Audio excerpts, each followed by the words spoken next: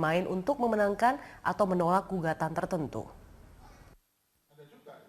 Hilangnya berkas sengketa Pilkada Kabupaten Dogiai, Papua menambah masalah baru di lembaga penjaga konstitusi itu. Berkas perkara itu diduga sengaja dihilangkan untuk memuluskan memenangkan gugatan salah satu pemohon. Atas kasus ini, 4 orang telah dipecat, di antaranya 2 orang Satpam, 1 orang PNS, serta 1 Kasubag Humas Eslon 4. Namun diduga ada aktor intelektual yang bermain di tubuh MK yang sengaja memerintahkan penghilangan berkas tersebut. MK membentuk tim khusus untuk menyelidiki hal ini. Lembaga penjaga konstitusi ini sebelumnya sempat 2 kali tercoreng akibat ulah hakimnya yang menerima suap. Yang paling mengejutkan beberapa waktu lalu adalah kasus Patrialis Akbar yang menerima suap terkait permohonan impor sebuah perusahaan. Sejumlah orang diduga terlibat dalam kasus itu. Bahkan, Mahkamah Kehormatan MK harus bersidang untuk menyelidiki keterlibatan hakim lain dalam kasus suap tersebut. Patrialis yang merupakan mantan Menteri Hukum dan HAM era Presiden SBY itu harus diberhentikan dengan tidak hormat atas kasus tersebut. Sebelum Patrialis, ada nama Akil Muhtar yang menerima suap untuk memenangkan gugatan pilkada di sejumlah daerah. Akil akhirnya divonis hukuman seumur hidup atas perbuatannya yang dinilai mencoreng institusi penegak hukum tersebut. Berkaca pada kasus sebelumnya, sudah sepatutnya MK berbenah untuk membersihkan lembaga itu dari para mafia. Sebab kepada MK lah negara bergantung penegakan aturan konstitusi yang harusnya tidak diperjualbelikan. Tim Liputan Berita 1. Polda Metro Jaya menangkap 2 petugas keamanan Mahkamah Konstitusi. Keduanya ditangkap karena diduga mencuri 2 berkas permohonan gugatan perolehan suara Pilkada 2017.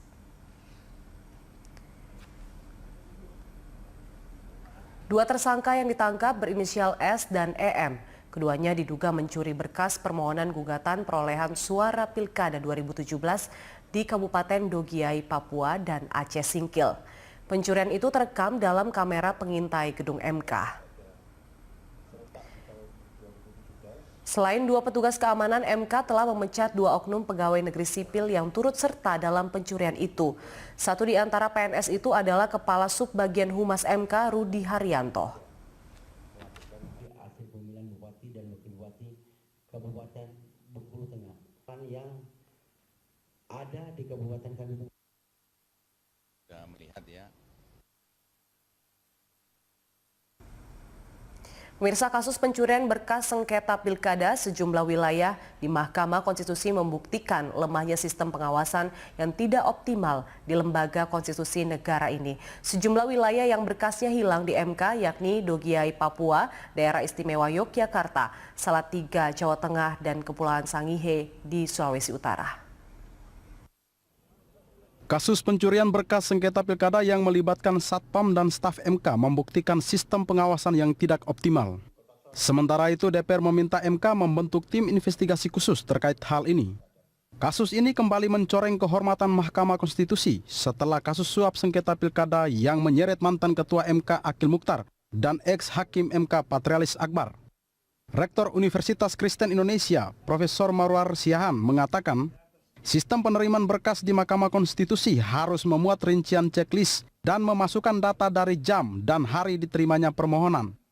Ia juga mengatakan pencurian diduga memiliki maksud penghilangan berkas agar tidak bisa membuktikan adanya permohonan gugatan. Saya kira memang ini suatu karena setelah ada 2 problem atau masalah yang menimpa 2 hakim sebelumnya kemudian disusul dengan ini, seolah-olah begitu memang MK itu selalu terlihatlah seperti sangat bobrok. Saya tidak percaya begitu, tetapi bukti tertangkapnya Satpam ini adalah suatu indikator bahwa Mahkamah Konstitusi melakukan pembenahan yang terus-menerus dalam sistemnya, dan kemudian dia tertangkap tentu karena sistem juga yang telah menunjukkan bahwa ada upaya untuk menghilangkan berkas. Sementara itu, Komisi 3 DPR RI meminta Mahkamah Konstitusi untuk membentuk tim investigasi khusus. Anggota Komisi 3 DPR RI dari fraksi P3, Asrul Sani, menyatakan MK tidak cukup hanya melaporkan kasus itu di kepolisian. Arsul berharap MK dapat meninjau ulang sistem pengamanan serta mengkaji ulang prosedur terkait proses pengajuan berkas pilkada. Dalam kasus ini, MK telah memecat 4 pegawainya yang menjadi pelaku pencurian berkas sengketa Pilkada Kabupaten Dogiay, Provinsi Papua. Sementara kasus pencurian berkas sengketa Pilkada sejumlah wilayah lainnya hingga saat ini masih ditelusuri. Tim Liputan Berita 1 Jakarta. Satuan Reskrim Polres Sragen, Jawa Tengah menangkap 3 pelaku pencurian dokumen di kantor Komisi Pemilihan Umum Sragen. Dari ketiga pelaku, salah satunya berprofesi sebagai satpam di KPU setempat. Ketiga pelaku pencurian dokumen KPU Sragen diringkus di 3 lokasi yang berbeda. Catur Prakoso alias Gento, satpam KPU, ditangkap di kediamannya pada Senin 20 Maret lalu. Sementara Eko alias Pentong ditangkap di wilayah Jagalan Surakarta, dan Sendang Danu Asmoro, salah satu pelaku lainnya yang sebelumnya menjadi buronan polisi, kini berhasil ditangkap polisi di Kabupaten Blora, Jawa Tengah. Kasat Reskrim Polres Sragen AKP Supadi mengatakan dari tangan pelaku diamankan sejumlah barang bukti seperti 1 unit telepon genggam, 5 karung kertas dokumen, 1 bendel kertas dokumen, serta beca motor yang digunakan pelaku untuk memindahkan hasil curiannya. Selain itu, salah satu unit laptop hasil curian berhasil dijual para pelaku. Sebelumnya KPU Sragen melaporkan hilangnya 6.254 buku berisi dokumen negara yang disimpan di gudang KPU.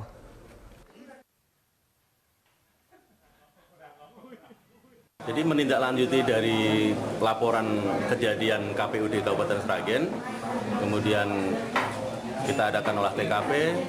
Pada kesempatan pertama juga kita melakukan gelar perkara. Alhamdulillah dengan kecepatan Resmob kurang lebih 2,5 jam untuk 2 tersangka tertangkap yang kemarin. Kemudian malam itu juga kita kembangkan dari hasil penyidikan, mengembang 1 tersangka yang DPO. Ternyata dari penyelidikan Resmob bisa kita tangkap di Gerobokan. Komisi Pemberantasan Korupsi menetapkan pengusaha Andi Narogong sebagai tersangka dalam kasus korupsi proyek EKTP. Sesaat lagi di Jurnal Malam.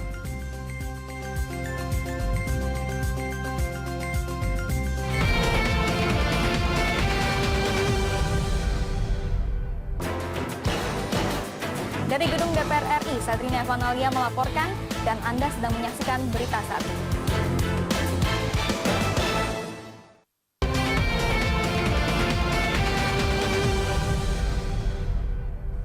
Pemirsa, Komisi Pemberantasan Korupsi menetapkan pengusaha Andi Narogong sebagai tersangka dalam kasus korupsi proyek EKTP. Andi diperiksa sebagai tersangka selama 15 jam sejak Kamis malam. Andi merupakan orang yang berperan aktif dalam penganggaran dan pengadaan barang dan jasa pada proyek EKTP. Andi merupakan tersangka ketiga yang ditetapkan KPK setelah Irman dan Sugiarto.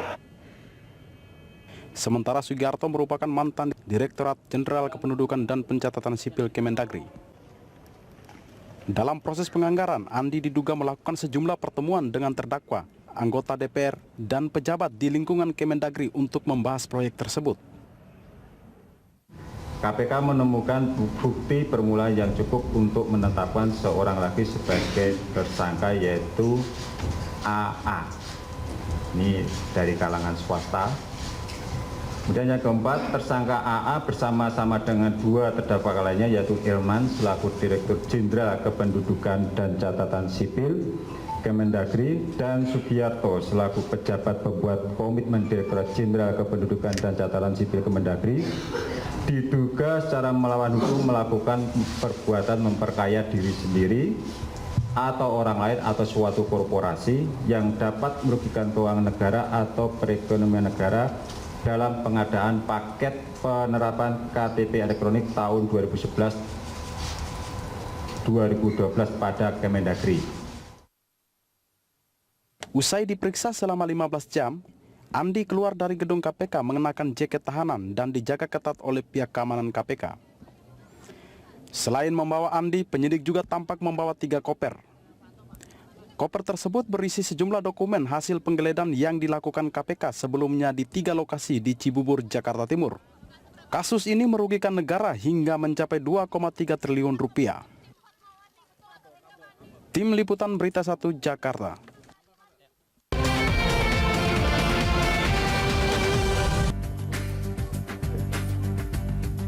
Bersama awak redaksi kami merawat jurnalisme Indonesia dengan mengedepankan prinsip akurasi, independen, objektif, dan berimbang.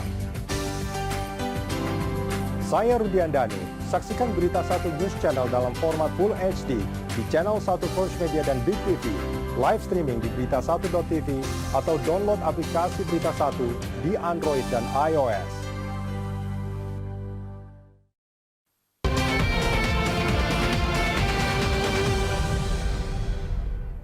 Terima kasih Anda masih menyaksikan Jurnal Malam. Pemirsa, wacana masuknya parpol dalam keanggotaan Komisioner Komisi Pemilihan Umum atau KPU dinilai sebagai langkah mundur. Selain itu melanggar putusan MK dan undang-undang.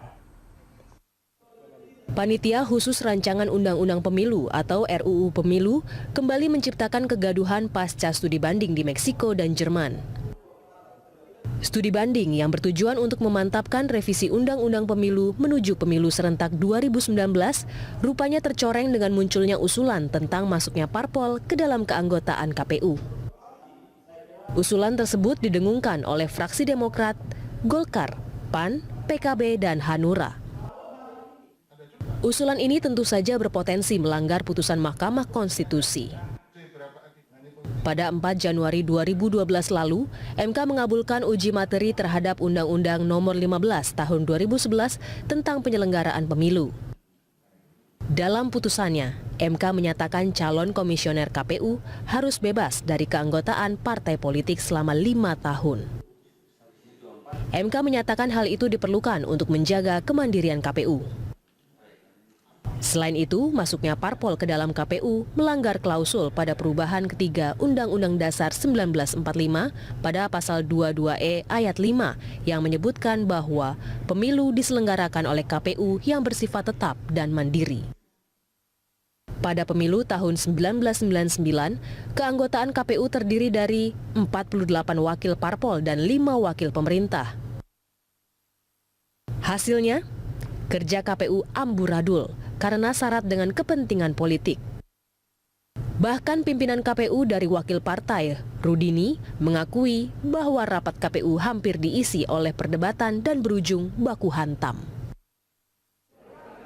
Saat ini wacana kembalinya parpol menguasai KPU dilontarkan oleh anggota revisi Undang-Undang Pemilu pasca banding dari Meksiko dan Jerman. Oleh-oleh studi banding ini terasa pahit bagi demokrasi Indonesia. Namun, sejumlah anggota Pansus pintar ngeles jika ditanya alasan mendasar dari masuknya parpol ke dalam keanggotaan KPU. Menurut mereka, ide brilian tersebut justru meminimalisasi kecurangan. Tim Liputan Berita 1. Anggota DPR rupanya tidak hanya ingin agar anggota parpol masuk menjadi anggota KPU. Mereka juga hendak mengangkangi konstitusi dengan berupaya menunda proses fit and proper test anggota KPU dan Bawaslu untuk periode 2017-2022. Padahal masa tugas anggota KPU dan Bawaslu saat ini berakhir pada tanggal 12 April mendatang. Dewan Perwakilan Rakyat kembali berulah dan berniat untuk mengangkangi undang-undang saat menunda pemilihan anggota KPU dan Bawaslu periode 2017 sampai 2022. Hari ini, genap 21 hari, DPR menelantarkan uji kelayakan anggota KPU dan Bawaslu.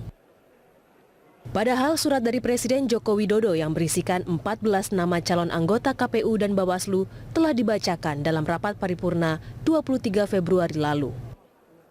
Dan Undang-Undang Nomor 15 Tahun 2011 tentang penyelenggaraan pemilu mengamanatkan bahwa tanggal 12 April, anggota KPU dan Bawaslu sudah harus terpilih untuk mengganti komisioner yang lama. Penundaan ini berimplikasi buruk terhadap kualitas pemilu serentak 2019. Tahapan pemilu 2019 akan segera dimulai pada bulan Juni 2017 dengan verifikasi parpol peserta pemilu.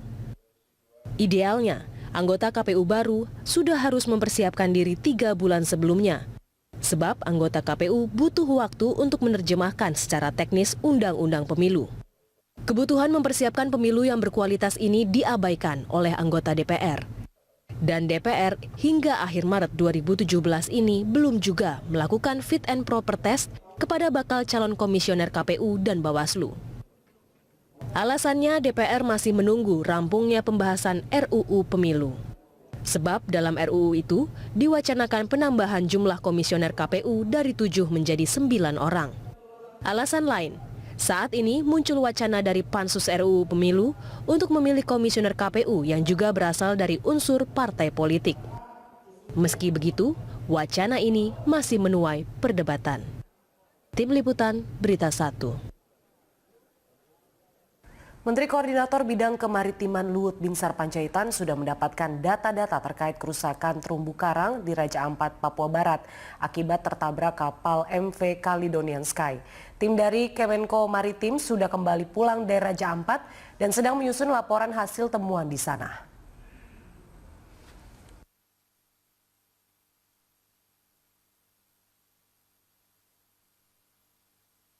Menurut Luhut, kapal pesiar itu telah merusak terumbu karang seluas lebih dari 19.000 meter persegi dan memusnahkan lebih dari 13.000 terumbu karang.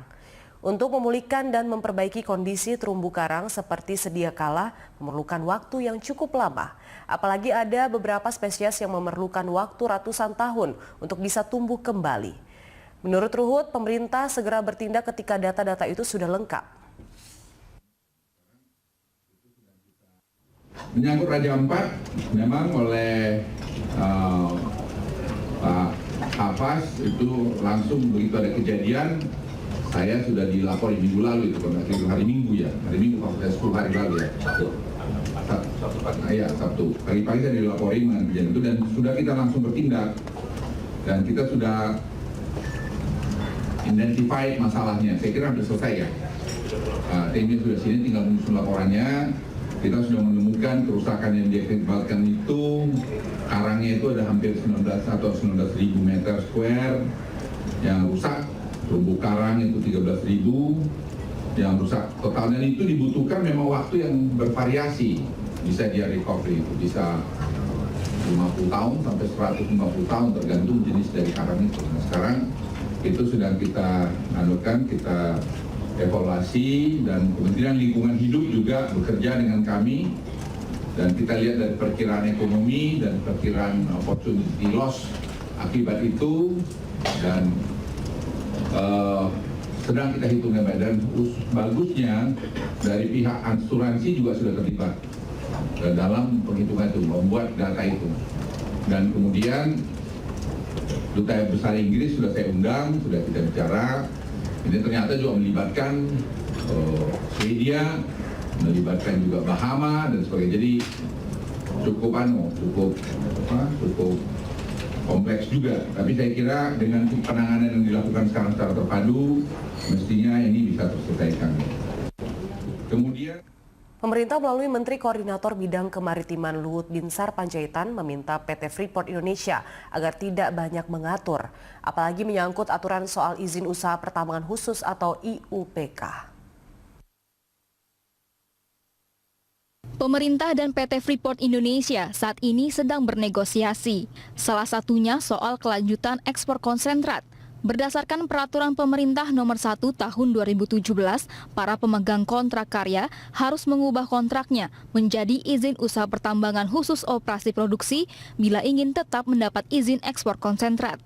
Menteri Koordinasi Bidang Kemaritiman Luhut Panjaitan menyampaikan hasil proses sampai saat ini negosiasi sudah berjalan dengan baik dan Freeport sudah beroperasi kembali. Hasilnya nanti menunggu sampai 2021. Luhut juga meminta Freeport jangan mengatur-ngatur pemerintah selama proses negosiasi. Luhut menegaskan, untuk urusan divestasi, smelter maupun pajak, sikap pemerintah tetap pada aturan yang berlaku. Kita negosiasilah ini. Nah, tapi negosiasi jangan kamu dong yang ngatur kami. Ya, kami dong yang ngatur gitu. Tapi tentu dengan spirit, nah ini ya saya mohon spirit tadi kesetaraan. Itu pun menurut saya udah bagus. Jadi apa yang kita sekarang saya kira progresnya sudah jalan, operasi daripada Freeport sudah mulai jalan lagi, dan soal angka-angka saya kira teknis sekarang SDM sedang melakukan finalisasi legal dengan Freeport. Kemarin dirutnya Freeport Tony Wenas ke kantor juga melaporkan progresnya bagus. Jadi saya pikir Freeport ini spiritnya akan bisa bagus ke depan. Dalam peraturan pemerintah nomor 1 tahun 2017, pemegang izin usaha pertambangan khusus wajib melakukan divestasi saham hingga 51% secara bertahap selama 10 tahun sejak mulai berproduksi. Saat ini, pemerintah sedang mendorong PT Freeport Indonesia untuk mengubah status pengusahaan pertambangannya dari kontrak karya menjadi IUPK. Jika Freeport setuju menerima IUPK dan melepas 51% sahamnya, 5% saham Freeport akan diberikan kepada pemerintah daerah Papua. Tim Liputan, Berita 1.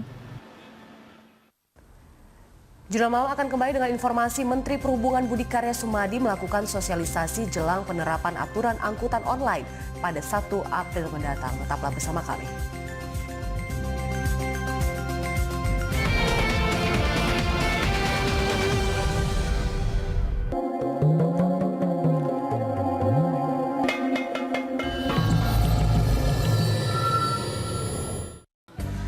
Bagi saya, berita bukan sekadar deretan peristiwa tanpa makna. Berita harus bermakna perbaikan bagi demokrasi di negeri ini. Saya, Doni De Keiser. Saksikan Berita 1 News Channel dalam format Full HD di Channel 1 First Media dan Big TV. Live streaming lewat berita1.tv atau download aplikasi Berita 1 di Android dan iOS.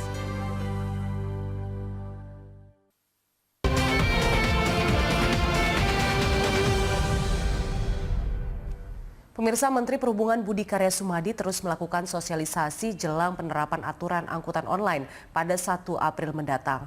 Dalam sosialisasi itu, Kemenhub memberikan batas toleransi 3 bulan penerapan aturan. Menteri Perhubungan meminta kepada para pelaku usaha transportasi online di Kota Semarang untuk mematuhi aturan angkutan online. Pada masa transisi tak akan ada penindakan hukum terhadap pelanggaran aturan ini, baik dari kepolisian dan dinas perhubungan. Namun setelah 3 bulan akan ada sanksi bagi pengemudi angkutan online dan penyedia jasa yang tak memenuhi aturan. Sanksi itu berupa pembekuan identitas pengemudi atau pemblokiran dari aplikasi penyedia jasa transportasi.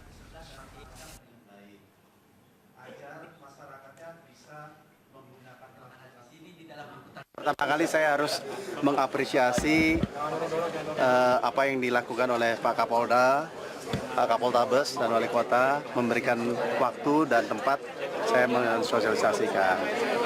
Apa yang kita lakukan sebenarnya sama yang dilakukan di Jakarta. Kita mensosialisasikan tentang keharusan dari pengemudi memiliki SIM, harus KIR, harus mengurus STNK, mereka setuju.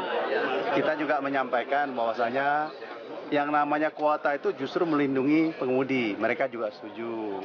Berikut ketentuan taksi online yang diatur dalam Peraturan Menteri Perhubungan Nomor 32 Tahun 2016, penetapan aturan yang mulai berlaku 1 April nanti merupakan upaya untuk menyamakan aturan bagi sesama perusahaan transportasi.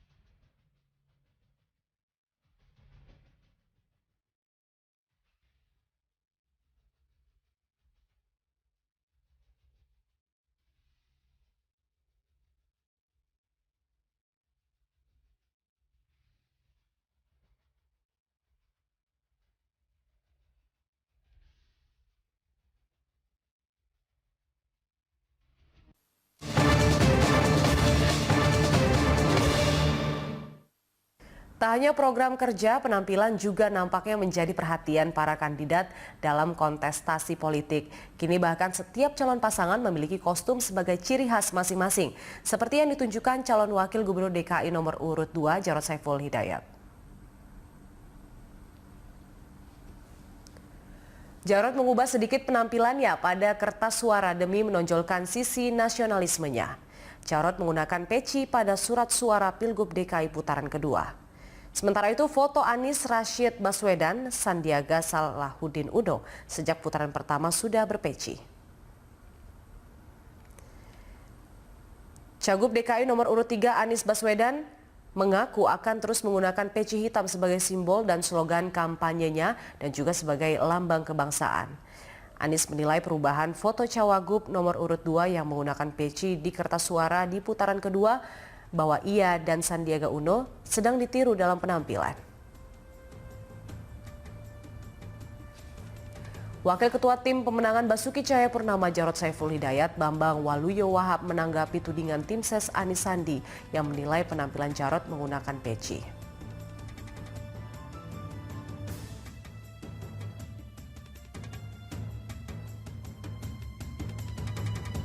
Gubernur nonaktif DKI Jakarta Basuki Cahayapurnama atau Ahok sore tadi belusukan mengunjungi warga yang sakit di kawasan Koja, Jakarta Utara untuk memastikan pelayanan Pemprov berjalan tepat sasaran. Ahok mengatakan ia telah memiliki data warga DKI yang membutuhkan pertolongan kesehatan. Ahok mengunjungi 3 rumah warga di RW 8 Kelurahan Tugu Utara, Kecamatan Koja, Jakarta Utara. Dari ketiga rumah yang dikunjunginya, Ahok memastikan program Pemprov di bawah Dinas Kesehatan yang bertajuk Ketuk Pintu Layani dengan Hati berjalan tepat sasaran. Ahok mengaku ketiga warga yang mengalami pengapuran dan stroke sudah terlayani dengan baik melalui program itu. Kedepannya, Ahok Jarot berencana akan menyediakan 1 dokter, 1 perawat, dan 1 bidan untuk mengawasi setiap 5.000 orang warga DKI Jakarta.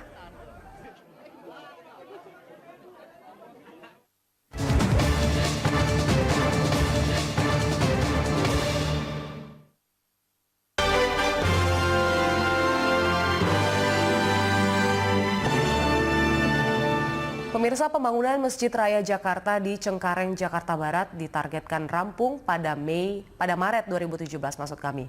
Presiden Joko Widodo direncanakan akan meresmikan langsung masjid ini pada awal April 2017. Bagaimana progres pembangunannya? Berikut liputan Yana Rahmadina dan juru kamera Ria Nurianingsi serta pilot drone Muhasin Jalal. Progres pembangunan Masjid Raya Jakarta di Cengkareng, Jakarta Barat saat ini telah mencapai 87%, di mana masjid telah berdiri setinggi 2 lantai dan dikelilingi 5 menara. Adapun fokus pengerjaan saat ini adalah masih menyelesaikan pengerjaan beranda masjid. Secara bangunan sendiri, masjid dibangun di total lahan seluas 2 hektar. Namun, kawasan Masjid Raya ini dibangun di total lahan 17,8 hektar, sehingga Masjid Raya Jakarta juga akan didukung dengan pembangunan lainnya, antara lain adalah pembangunan perkantoran untuk administrasi masjid dan juga dilengkapi dengan rusun hak milik atau rusunami dan juga rusun sewa atau rusunawa. Selain itu juga di kawasan Masjid Raya Jakarta ini akan dibangun ruang publik terbuka ramah anak atau RPTRA dan juga ruang terbuka hijau atau RTH. Tepat di depan bangunan masjid sendiri akan dibuat danau buatan sehingga memang kawasan Masjid Raya Jakarta ini tidak hanya menjadi kawasan untuk beribadah namun juga akan menjadi kawasan yang nyaman untuk dikunjungi warga Jakarta dari daerah manapun juga untuk melakukan wisata religi ke Masjid Raya Jakarta ini. Selain itu juga masjid ini berkonsepkan seperti Masjid Nabawi yang ada di Madinah, namun juga dengan sentuhan khas Betawi. Ini ditunjukkan dari atap masjid yang memang berbeda dari atap masjid lainnya yang berbentuk kubah. Namun di Masjid Raya Jakarta ini atap masjidnya berbentuk segitiga. Ini adalah khas rumah Betawi yang disebut dengan rumah Bapang Betawi. Selain itu juga pembangunan ini telah dimulai sejak September 2014 lalu, di mana Joko Widodo masih menjadi Gubernur DKI Jakarta dan juga pembangunan akan ditargetkan rampung di Maret 2017 sehingga pada awal April 2017 akan segera diresmikan langsung oleh Presiden Joko Widodo. Nantinya Masjid Raya Jakarta ini akan dinamai Masjid Kiai Haji Hashim Asy'ari yang merupakan salah satu tokoh umat Islam dan juga pendiri Nahdlatul Ulama. Yana Rahmadina, Rian Nuryaningsih, pilot drone Muhasin Jalal, Berita 1 Jakarta.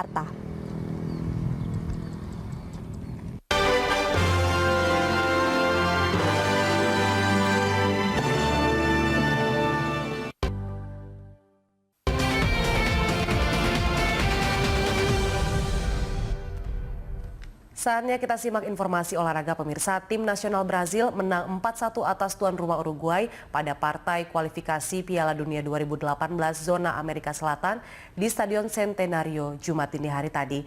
3 dari 4 gol Brazil dicetak oleh Paulinho dan sisanya berkat Neymar. Uruguay cuma membalas 1 lesakan melalui penalti Edinson Cavani. Brazil sebenarnya memulai laga ini dengan posisi tertekan. Belum genap 10 menit pertandingan berlangsung, mereka sudah tertinggal akibat tembakan penalti dari titik putih setelah Marcelo melakukan kesalahan mengoper bola ke penjaga gawang. 10 menit setelah itu Neymar mencuri bola dari Carlos Sanchez di sektor tengah, kemudian melepas umpan akurat kepada Paulinho. Ia melesatkan tembakan keras pada jarak 23 meter ke gawang Martin Silva. Skor imbang 1-0 bertahan hingga turun minum. Baru 7 menit babak kedua dimulai, Paulinho mencatatkan namanya di papan skor. Ia menyambar bola liar untuk membawa timnya unggul. Keunggulan 1 gol tidak lantas membuat serangan Brazil mengendur. Mereka terus mengancam hingga akhirnya menambah skor pada menit ke-74 lewat lesatan Neymar. Kemenangan itu mengantarkan pasukan Tite memuncaki klasemen dengan koleksi 30 poin atau mengantongi surplus 7 angka atas Uruguay di bawahnya. Nice from Neymar, gets around, scoops it over and puts it home. Topping that one. Ya pemirsa, informasi tadi sekaligus menutup jurnal malam kali ini. Anda bisa mengirimkan informasi dan saran kepada kami lewat email di news@berita1.tv atau follow kami via Twitter, Facebook, dan YouTube. Saya Julita Tawamanuwa, terima kasih. Sampai jumpa.